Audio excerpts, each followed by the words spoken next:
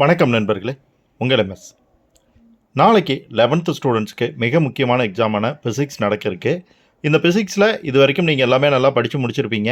இப்போ final revision ஸ்டேஜில் இருப்பீங்க.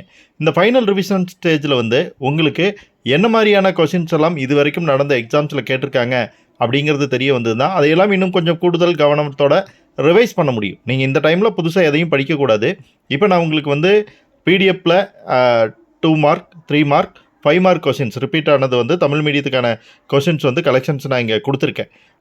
இதில் பார்த்தீங்கன்னா 2 மார்க் கொஷினை பொறுத்த வரைக்கும் கிட்டத்தட்ட ஒரு 85 கொஷின் கொடுத்துருக்கேன். அதே போல் 3 மார்க் கொஷின்ஸை பொறுத்த வரைக்கும் பார்த்தீங்கன்னா ஒரு 70 கொஷின் உங்களுக்கு கொடுத்துருக்கேன். இதில் 5 மார்க் கொஷின்ஸ் எடுத்துக்கிட்டிங்கன்னா ஒரு 60 கொஷின் கொடுத்துருக்குறோம்.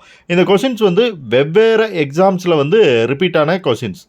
அது ஆனுவல் எக்ஸாமாக இருக்கலாம், ரிவிஷன் டெஸ்ட்டாக இருக்கலாம், ஹாஃப் இயர்லி எக்ஸாமாக இருக்கலாம், வெவ்வேறு டிஸ்ட்ரிக்ட் கொஷின் பேப்பர்ஸ்லேருந்து இந்த மாதிரி கொஷின்ஸ் எல்லாம் நான் இப்போ உங்களுக்கு கலெக்ட் பண்ணி கொடுத்துருக்கேன். இந்த கொஷின்ஸை பொறுத்த வரைக்கும் நீங்கள் தெரிஞ்சுக்க வேண்டிய மிக முக்கியமான விஷயம் என்ன அப்படின்னா, 2 மார்க் கொஷின்ஸை பொறுத்த வரைக்கும் உங்களுக்கு ஒவ்வொரு டைமும் நிறையா புது கொஷின்ஸ் கேட்டுக்கிட்டு இருக்காங்க. சில கொஷின்ஸ் ரிப்பீட் ஆகுது.